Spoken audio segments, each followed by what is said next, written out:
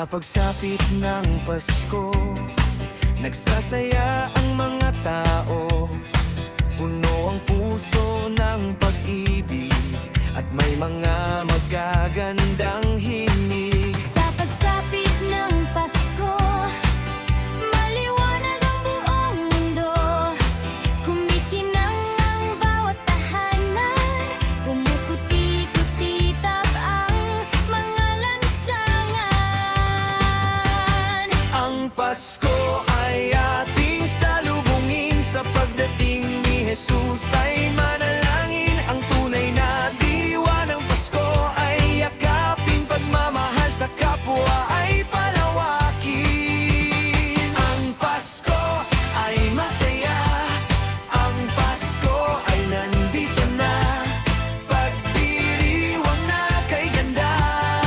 Ang Pasko ay masaya, ang Pasko ay nandito na, magbigayan at magkaisa.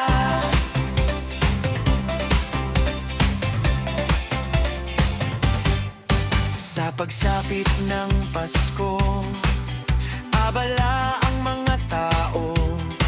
Naghahanda si Ninang at Ninong ng mga panregalo. Natutuwa't naghihintay ang mga bata sa ibig.